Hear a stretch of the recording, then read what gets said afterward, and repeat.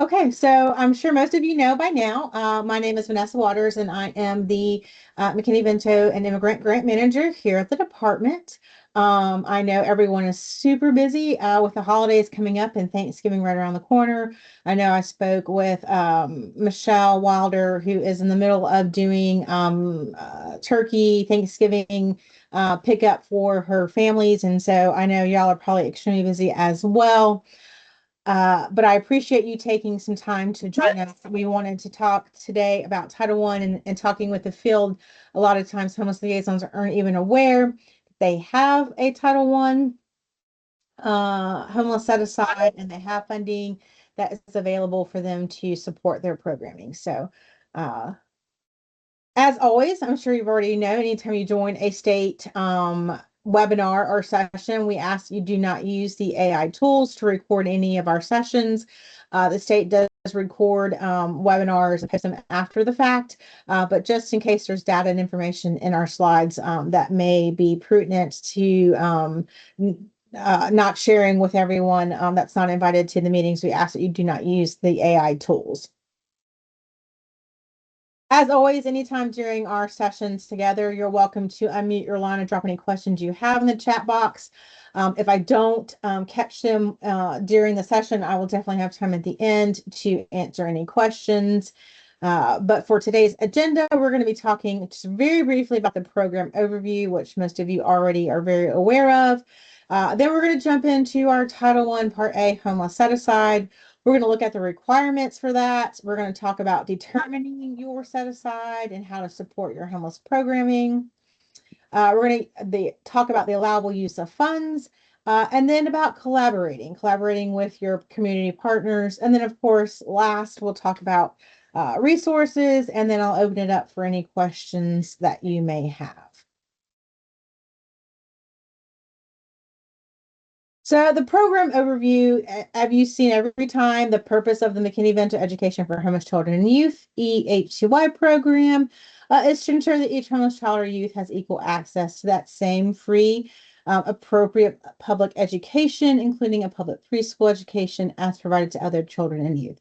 So I think you just, as a reminder, remember that's what we're here to do, is make sure that we're removing those barriers. When all of you are getting all that pushback from your principals, from your director of schools, from teachers, or just staff in general. So remember, your purpose is to make sure these children are getting the things that they need to be successful.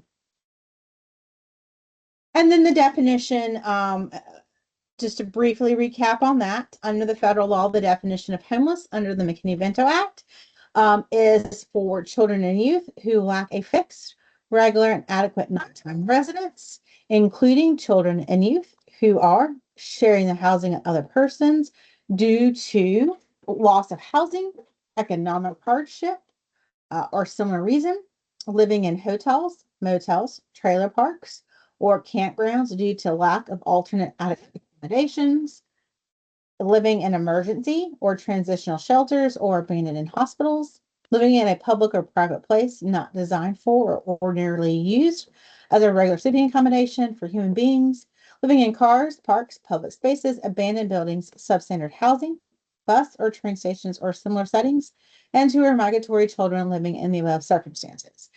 Just a quick little caveat for trailer parks. I do get from time to time questions about just simple trailer parks.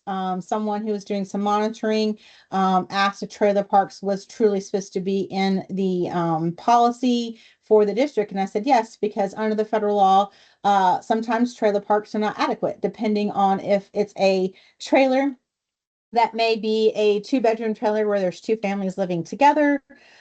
Sometimes it may be that there's not running water. It's just not an adequate place. So that is something to consider when you're looking at trailers.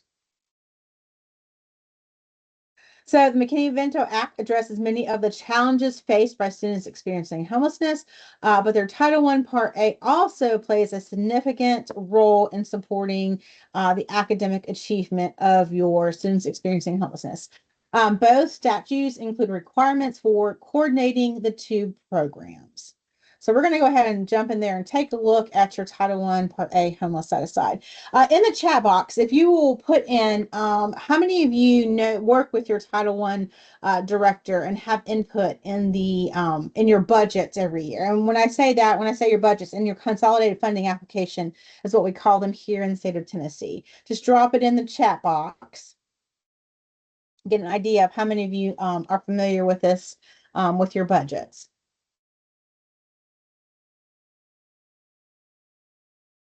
So the Every Student Succeeds Act requires that all local education agencies reserve funds to provide services for homeless children and youth at Title I and non-Title I schools. So there's a caveat there. We always talk about Title I schools, but you're also your non-Title I schools.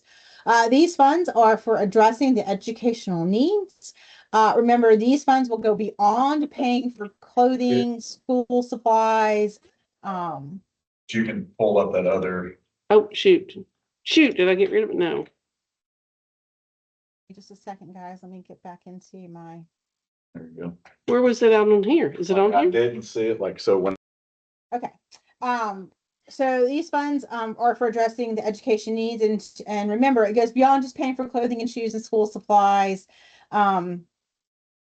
We're going to be talking about these vulnerable populations and a variety of needs that they will need, considering all of the obstacles that homeless children may encounter and how this can impact their educational success.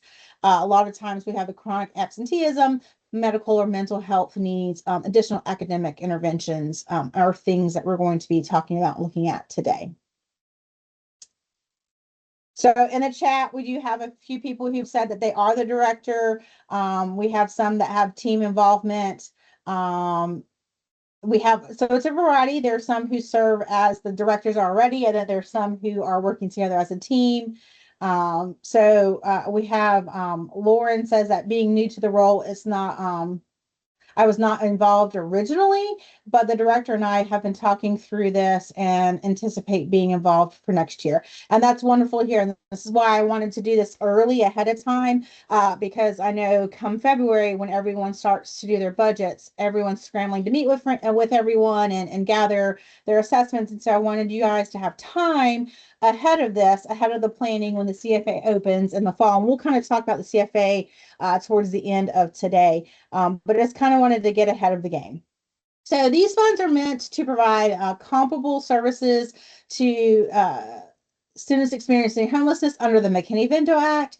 It states that liaisons must remove the barriers that prevent regular attendance or provide additional support, such as tutoring, before and after school care. Maybe it's the summer school programming. And these funds are all help to remove those barriers, right? Because we all know as homeless liaisons, you're tasked to remove barriers to enrollment, to these educational needs. And so this is part of what your homeless set aside can help do. So there are two principles that govern the use of Title I Part A. The services must be reasonable, allocable,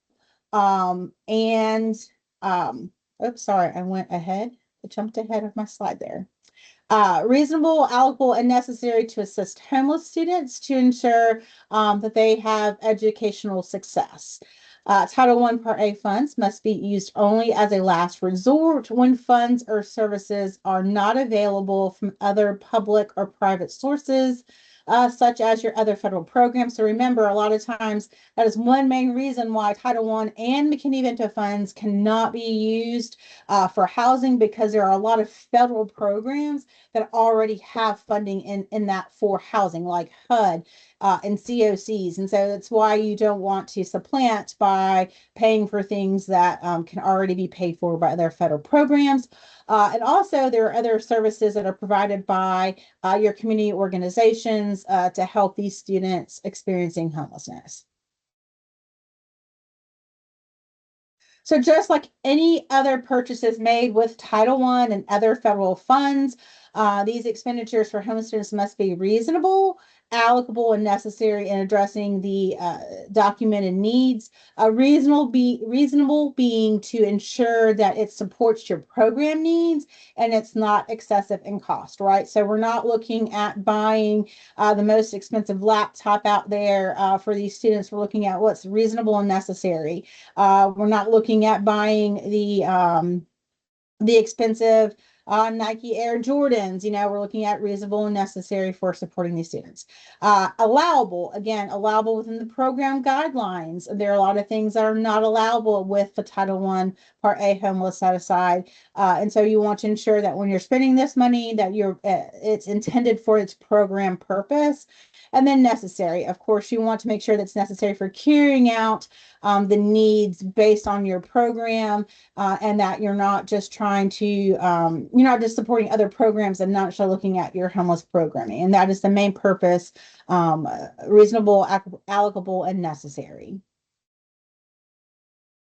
It's also super important, as I mentioned at the beginning of this webinar, that the homeless liaison and the Title I coordinator / director work together to determine the appropriate set aside amount. So again, a lot of times I talk with new homeless liaisons who aren't even aware that there is a homeless set aside, and they don't have a hand in what's being set aside for their programming.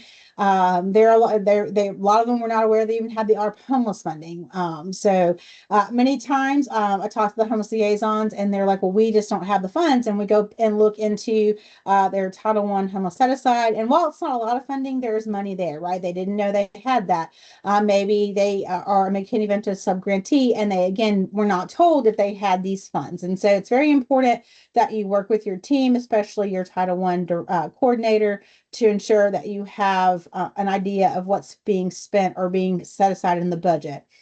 When you do have your meetings, you want to ensure that you tell them about all the relationships you built with your community partners, because community partners are going to help a lot with your Title I set aside and your McKinney-Vento, right? If they don't know that you have all these partnerships built, then they're not going to know like that a lot of these things may already be covered by your local community. Also, it's very important to your funding needs that you have the data, that you have the number of students identified, that you know the current and past data to help support you in determining your set aside. I've always tell everyone in here, probably in all the sessions that you go to when you go to conferences, that data tells a story. So having that data on hand when you meet with your Title I director, and saying like, okay, last year we had X amount of students, this year we had an increase, and make sure you're talking through all that data. You want to ensure that you're conducting a needs assessment with your families. They also can provide a lot of insight into their needs, and then also an assessment for your staff to see what your teachers are seeing in the classroom, to see how and what needs are needed throughout the district to support your homeless programming and the students experiencing homelessness.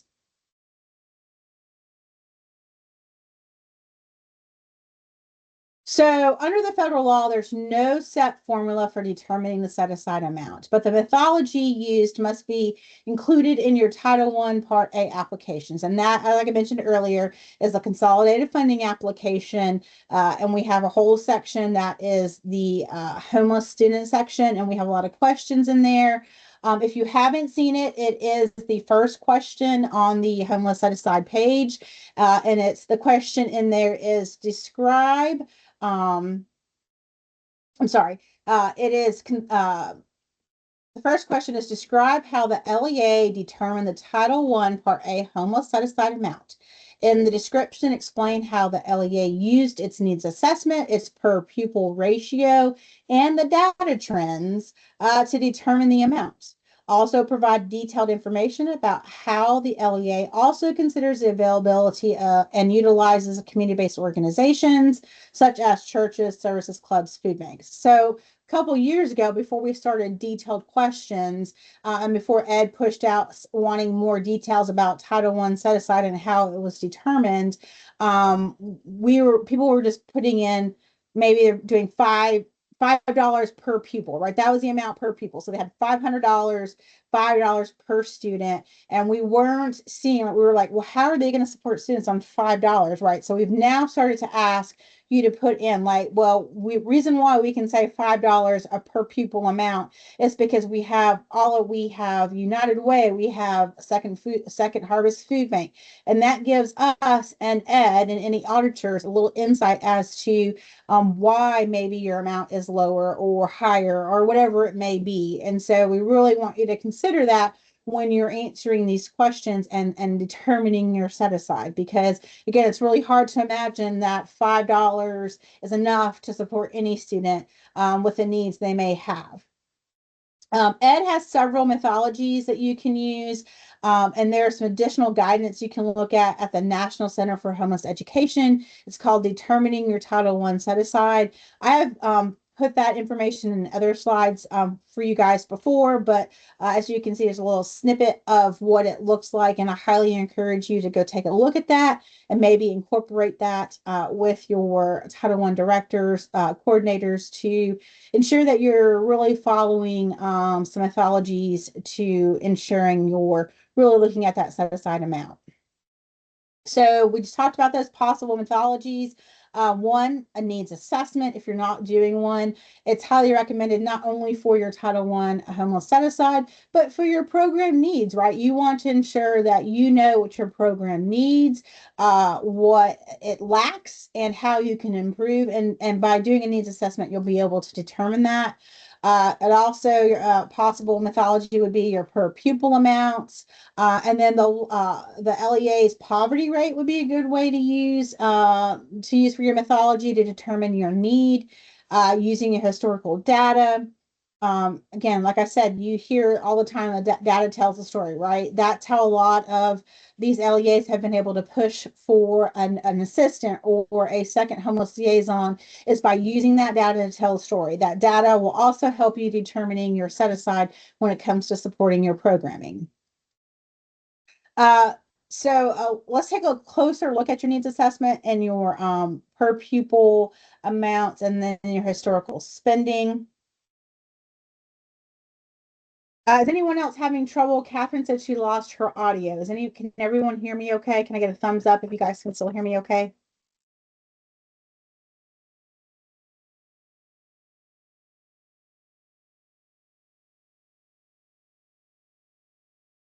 Okay. All right. Do we have a thumbs up? Okay. Mary, do you have a question, or you were just putting your thumbs up? All right, thanks, guys. Okay, so we'll go on a needs assessment. So there's a variety of data points that you may use to develop your needs assessment. I highly encourage that you don't really have to rebuild your needs assessment. There are a lot of them out there. Schoolhouse Connection, National Center for Homeless Education, NCHE, or NACE all have assessments that you can use. But again, you want to look at your surveys that you're collecting from staff, from parents. You're looking at your testing scores. You're looking at your absentee rates. All these survey responses are going to help you kind of steer the direction of where you want these fundings to go, and how, your per pupil amounts. And these assessment may provide a more tailored approach, opposed to just a flat per pupil amount or a percentage. So again, if you're not already using it, I highly encourage you to sit down.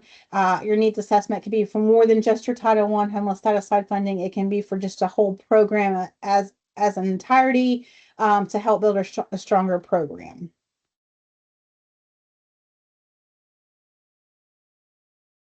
So your Title I Part A funds are allocated to participating schools using a per pupil amount. There's no minimum allowable per pupil set by Ed or by the Tennessee Department of Education. So we here at the department don't say that you have to set aside $40 per student. It is really up to you to decide what is best to support your students and your programming, and what you and your team decide is going to be appropriate. The amount should be sufficient to meet the needs of identified students. Again, it's hard hard to look at someone's consolidated funding application and see they only have $1.25 when you break down the per pupil amount. And it's hard to really see that that is enough to support your students, right? And so to really explain that in that first question would really help to show not just like ourselves. And if you're not familiar, the consolidated funding application, there are two levels of review. The first level is by the divisional coordinators. They review it, and then it comes up to me for allowability and any other things that I may have questions about, and then I review it and finalize it for approval. And so again, putting that information in your Title I, if you have a very low amount for your per pupil amount, putting why and how you support students with that. Considering all the needs of homeless students, you may have to look over the whole year, the whole school year to really determine how much it will cost to meet those needs, right? So you're not looking just at the beginning of school, the middle of school. We all know that at the start of school, there's a lot of donations that come in with school supplies, backpacks, things for back to school. But then what about the mid and end of the year when things there's not supplies anymore? Community organizations have been tapped out and you just don't have any more resources, right? You can tap into your Title I Part A homeless set aside. So looking at your historical spending, that may provide insight into your future expenditures, right? And so going back and looking at, we set aside $300 per student, and then we realized that really we only needed 100 per student, right? Or maybe you didn't set enough the first year, and you really year 2 and 3, you're like, well, we really need to up that per pupil amount. Considering the amount that you reserved in previous years can help with that, what services and supports you're going to need. And then, of course, with the reservation, was it sufficient enough to meet all of the needs of your students, right? Again, it really starts to affect you towards the middle and the end of the year when all of those community organizations have been tapped out, especially in this economy. Are you going to have enough money to provide that transportation, to provide those school needs, those wraparound supports that are required under federal law for you to remove those barriers?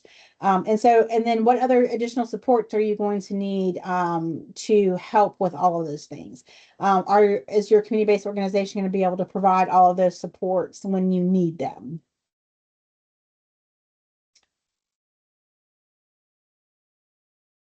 So use of funds. The homeless set-aside funds must be used to provide supplemental supports and services. Your Title I funds are reserved for homeless children and youth. They may be used for services not ordinarily provided by Title I. The funds may be used for the homeless liaison salary. So sometimes we get questions about using it for a salary. Yes, 100% you can pay for your homeless liaison salary. As well as your transportation. So we've had some questions come in about, can we use title funds to pay for transportation? Yes, because part of the job is to remove that barrier. And so if there is a bus that's routed that you can, not have to dip into your Title I funds for that, then use that school bus. But if it's excessive and you need to use those funds for that transportation, it is allowable for their school of origin. NCHE has a Serving Students Experiencing Homelessness Under Your Title I Part A brief. If you haven't seen that, it's a great resource to take a look at.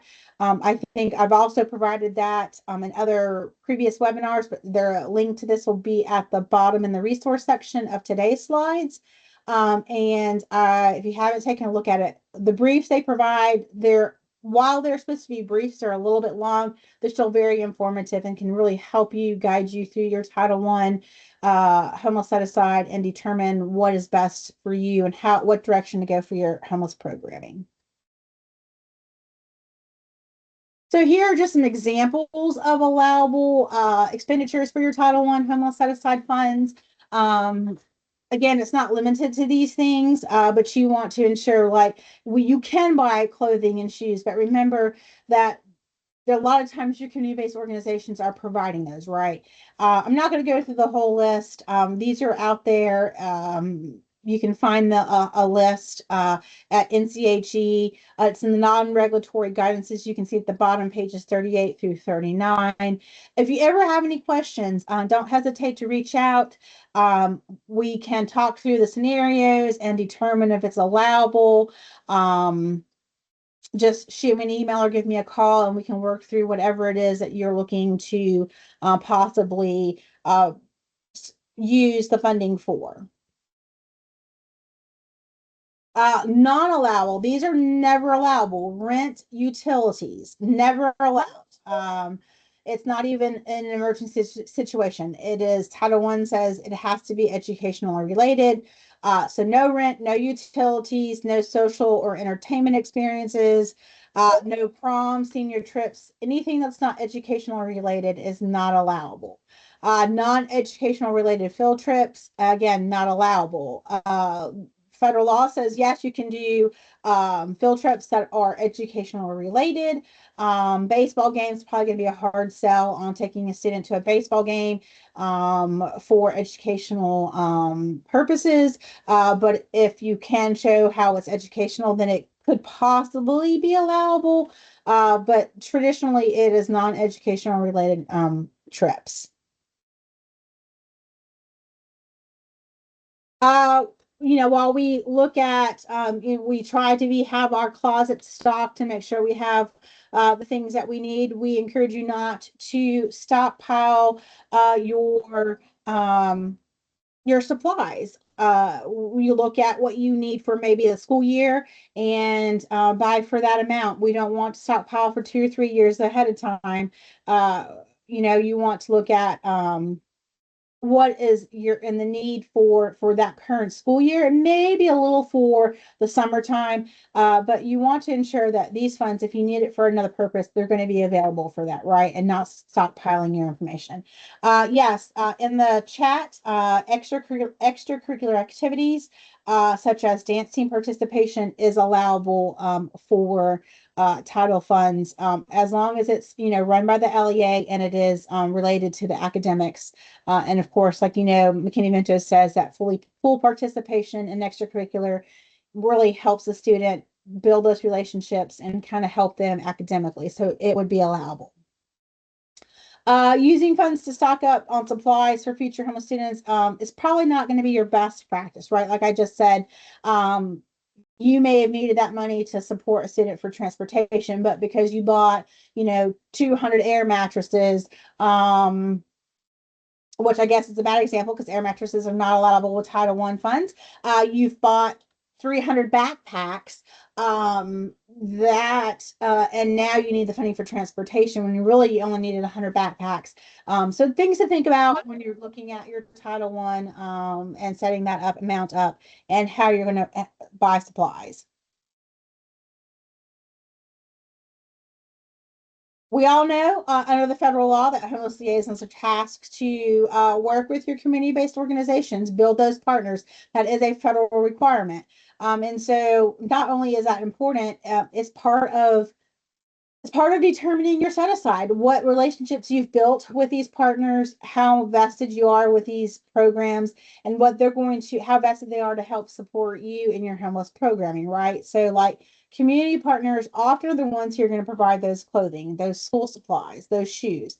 So that allows you to focus more on your set aside for educational needs, right? And so again, a lot of times that transportation is a very big piece. And if you don't have the McKinney-Vento subgrant, that transportation takes a lot of your funding. But instead of having to pay for those clothes and school supplies because you have your community partners, it's one less burden that you have to worry about as far as putting your set aside, because you know that you can use those funds for other things besides your traditional items that are needed.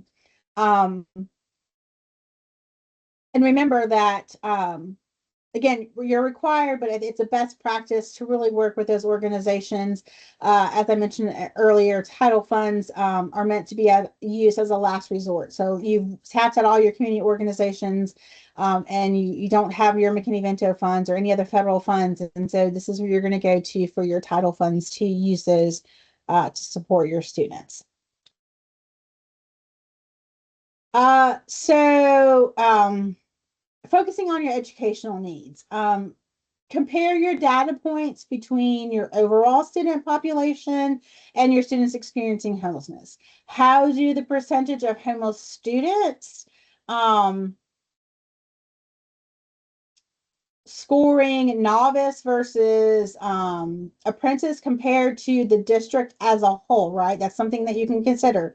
Does the homeless subgroup have a higher rate of chronic absenteeism? More than likely, yes, it probably is going to have a higher rate of chronic absenteeism, but these are things to consider when you're looking at your title funds. Are homeless students dropping out at a higher rate than your house peers? Those are all things to consider. Any way that you've noticed a significant discrepancy in the data, it's time to consider where your fundings need to be spent and how you're going to address those. So that perfect opportunity to look at that data, to look at your surveys, to talk to your students and see what your needs are. Because again, McKinney-Vento says that you want to ensure that they graduate with their peers. They want to. McKinney-Vento says that you need to have educational needs met, and that they want to stay in school and participate. Professional development. Your title funds can be used to pay for professional development. You want to ensure that these funds are paying for your registration and travel, as long as the travel occurs within the time that you um, I'm sorry, I have blanked out on this. As long as your travel is occurring during the time frame of the allowable funding. So you can pay for registration, travel, for conferences such as the NACE conference. If the travel takes place, when the travel takes place is when your funding is used. So if you are putting it in your 2026 budget, you'll need to ensure the travel happens before the obligation date. If it is not, if you're traveling for the following year, you need to make sure it is in the appropriate fiscal year, so that it is allowable. Supplies for in-district professional development. Maybe you're going to do a book study. Maybe you're going to bring somebody out to provide information on students experiencing homelessness that goes above and beyond what other professional development is provided to the district. Again, you want to ensure that this PD is related to your homeless programming, right? And that you can show true professional development around whatever you're bringing in or providing those services to your staff or to your families. Ensure that it is McKinney-Vento related, so that it is allowable. So as far as collaboration, a Title I coordinator and homeless liaison should work together, again, to determine the appropriate amounts. If you don't know who your Title I coordinator is, or if you're a Title I coordinator and you're just not as familiar with your homeless liaison, it's a great time now to make friends and really start working together to ensure that you are getting the most out of your homeless set aside, and you're really supporting these students experiencing homelessness, right? And so make sure that when you're meeting with each other, that you're talking about the number of homeless students enrolled during the previous year, amount of the Title I funds used from the previous year, and then students' greatest unmet educational needs, right? Those are super important because we're back to the educational needs of your students that you're supporting. You want to meet throughout the year, right? We always say that the CFAs, they open, I think, typically in February and they're due in March. Or I might be wrong there. They open in March and they close in May, and then we start reviewing them in June. And so that's just 3 times of the year, 3 months out of the year that you're really looking at CFAs, but really work with your homeless liaison and your Title I coordinator throughout the year. Have meetings throughout the year so that by the time you get to setting up this CFA, your consolidated funding application, you're not having to start from the ground up to determine what you need for your programming. And of course, you should be familiar as a homeless liaison. You should be familiar with your Title I Part A homeless set aside, as well as your Title I coordinator knowing about McKinney-Vento and the programming needs there. Right? If you know about each other's programs, it makes it easier. I say this because sometimes there's a lot of disconnect, and a lot of times your Title I team does not coordinate with your homeless team, and then there's a lot of I wouldn't say turmoil, but it just is not a good little marriage between the programs. And it's very vital for your homeless programming that everyone is on the same page when it comes to providing those supports. Working with your family resource center. If you have one, this is super important. The family resource center coordinator often works closely with homeless students. Um, and there's a lot of crossover between those populations, right? We know that Title I homeless set aside funds cannot be used for general population, nor can McKinney-Vento students, but at the same time, your Family Resource Center has a lot more allowability to provide supports and for these students experiencing homelessness. So again, you have to keep your separate funding streams, but again, it's a great resource to have if you're not familiar with your Family Resource Center, or again, if you don't have that relationship built up, you need to work on that. If you don't have a Family Resource Center, who is the person that's going through and pushing all this stuff out to your families, right? That's the person you need to be connecting with. The allowability of certain purchases varies between the programs. And then, of course, the FRC funds can benefit students not identified as students as homeless, as I just mentioned. So, again, working with your team, it takes a village. You've heard me say that many times. It takes the village to support your homeless students. And the more people that are aware of your role and what you do to support these students, the more they'll keep you in mind when they're looking at budgets, when they're looking at donations that come into the school / the district central office, things like that. So now these are things to consider.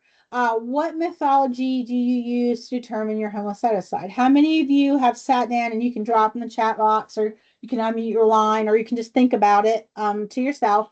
How many of you have already worked with your Title I director to work on the homeless set aside and the CFA?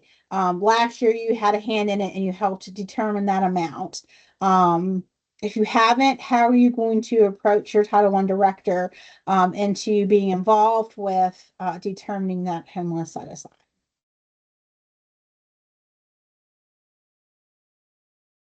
What are the strengths that you've chosen out of your methodology? Like, what are you going to use? Are you going to use your surveys? Are you going to use your data? Something to think about, right? You don't want to wait until February when the application's open and you start writing this out to figure out what you're going to use to determine this. Do you want to go be ahead of it and determine your methodology on how you're going to decide on your Title I homeless set aside funding and the per pupil amounts? Have you identified any opportunities for improvement regarding your methodology? So maybe last year you were involved for the past 2 years, and last year you decided that you were going to go a different route because the methodology you used the year before didn't really necessarily help with determining the amount of per pupil that best suited your needs at the time. So, think about that. Um, if you use needs assessment, what's that process look like? What data do you review to help with your decisions, right? So obviously you're not going to send a survey out a month before or a few days before you start working on your application. You want to go again, be ahead of that, look at your survey, find out what data you're going to pull from that survey, or what data you're going to ask for in your survey. What are you collecting? What are you asking? How is the survey going to help you to determine your homeless set aside? And then if you're using your per pupil amount, how are you determining that, right? Like, are you determining it based on, like, you've always had a church who's been able to donate X amount of money, so you know that your per pupil amount doesn't have to be as much. Again, sit down with your team and talk about all of these things. What are you doing? All of the methodologies. Is it working? If it's not, how are you going to adjust that? What are you going to do to to figure out what best methodology you need to support your homeless programming, and what you need to support students. All right, so tips, resources, and questions.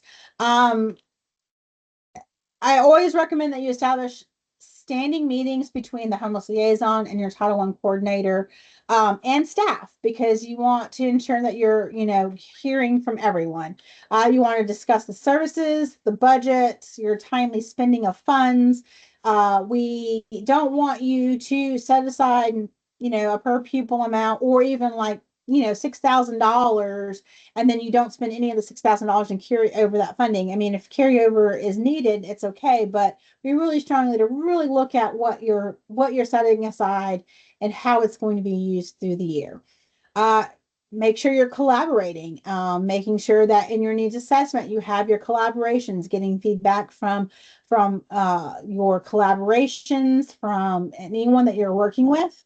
And then, of course, you want to train your staff. Always, always train, train, train. And we can't say that enough. Train your staff on the allowability, and availability of the set aside funds, right? They need to know what's allowable. They need to know what they have resources to, so they can support those students that they are also working with directly. And as always, here's our resources. As I mentioned, there is the NCHE, the National Center for Homeless Education, towards the bottom of the slide deck. Their hotline, their helpline is now up and running again. So if you need to call in that number, they are also responding to emails as well. Schoolhouse Connection, I know you hear that a lot. They have a lot of wonderful information about Title I, Part A, homeless set aside, really any homeless programming needs that you may have. And then that brief I talked about, serving students experiencing homelessness, the link is right there and takes you directly to the brief. All right, so we do have some time for questions. Please unmute your line or drop any questions you have in the chat box. Please feel free to share if there's something great that a methodology that you're using that has worked for you and you're willing to share. Please unmute your line, or if you have any questions. We have about 20 minutes left together, so we have plenty of time to talk about Title I, Part A, homeless suicide funds.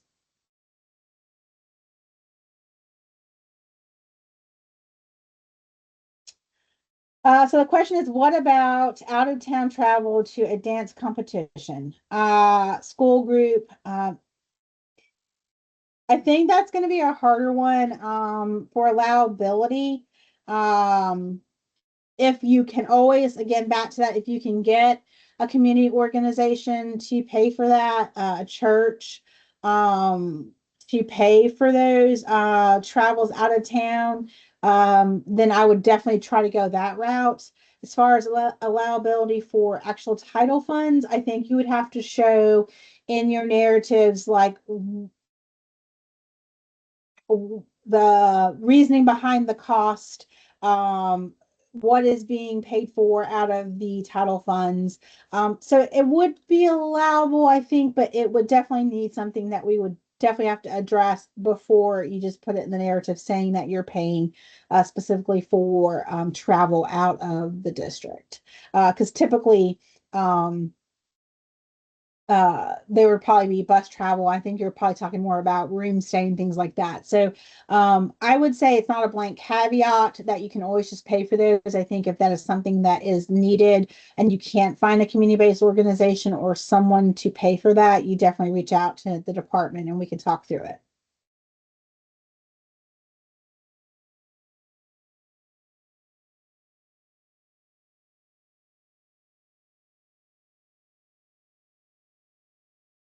It's a great question. Anyone else have any questions? Anything they would like to share? Again, if you haven't gone into E-Plan, under consolidated is what we have it as. And then under there, you can find the consolidated funding application, and there is a section specifically called homeless students. And in there, there are several questions about your homeless programming. And that's another great reason to why to talk to your Title I director, is so that they know how to respond to these questions. Sometimes we get responses and we're like, that homeless liaison had no hand in this response, because it's totally off of what we know is happening in the district. So ensure that you guys are working together to complete that page. Are there example needs assessments in teams, or does that someone have one or willing to share? So Jennifer, I don't believe I have anything posted in E-Plan for an example needs assessment. But there are some at Schoolhouse Connection. They have a great one. And then NCHE also has a great assessment that you can look at as well. I believe the needs assessment for NCHE is in their toolkit. And their toolkit, you just go to their website, NCHE website, and put liaison toolkit, and then it should be under needs assessment. And then Schoolhouse is pretty much about the same. They don't really have a toolkit, but they have it in there. If there's anybody on the line who's willing to share their needs assessment with Jennifer, if you'll put maybe your email or your district in there, and someone can, if they're willing to share, can email you that.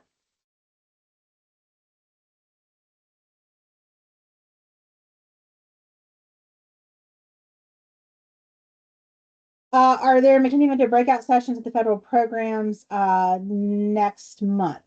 So for East Tennessee federal programs, I will have two sessions. The first one is going to be on identification, and then I do have a second session that is on mobility and supporting students experiencing homelessness.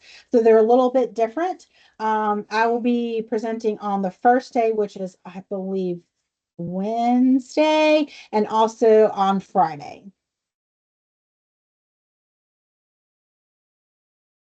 We had talked about trying to do some more homeless tracks at the East Tennessee Conference. So this year we were able to get two in versus just the one on identification. So if you're going to be there, please come to my sessions. I always love to see you guys in person.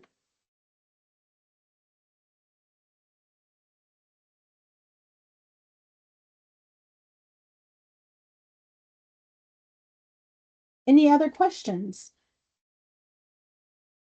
Jennifer, there's also office hours. I think that we have this year, we've had a lot of participation in our office hours. We have a lot of roundtable about what's happening if we have questions about transportation. People are willing to share information there. We just kind of unmute and talk or drop stuff in the chat about what's going on in their programs. It's a great place to also join.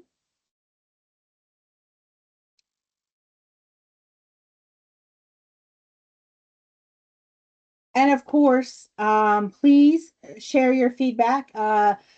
You all know the drill. I do read all of these and take into consideration what you say on material, on presenting, things like that. So please provide your feedback. It is greatly appreciated.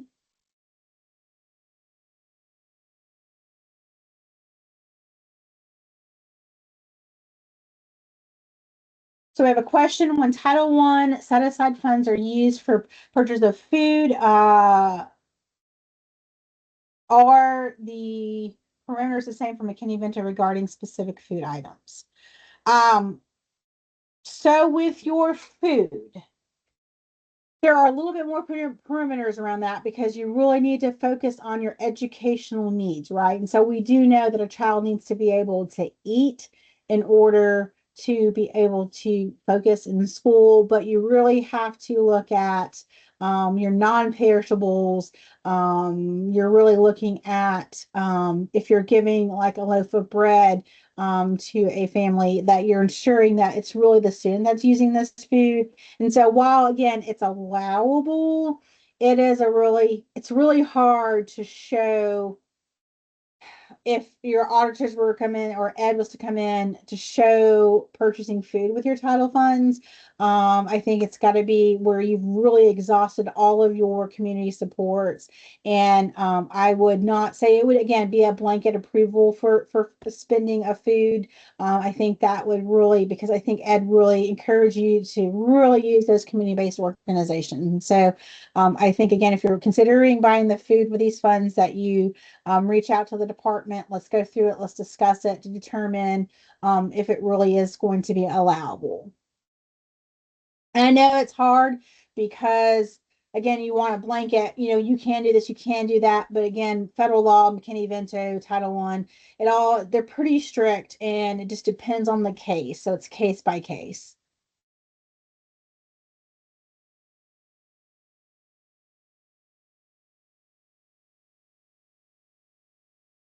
All right, we have 10 minutes left. My contact information. Any more questions before we wrap up today? Please unmute your line or drop them again. I'll give you another minute. Drop them in the chat box. Any questions, last minute questions you may have.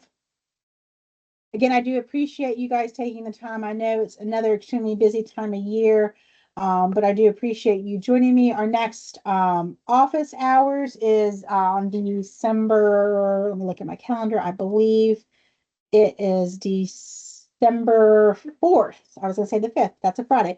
Our next office hours is December 4th. You can go into ePlan and find the schedule under the folders. If you hit the plus, it'll like fan out some more folders, some subfolders in the main folder. And there are the office hours and quarterly call links to join the meeting. So again, thanks for joining, everyone. I appreciate your time. Please don't hesitate to reach out if you have any questions, and I hope you guys have a great rest of the day.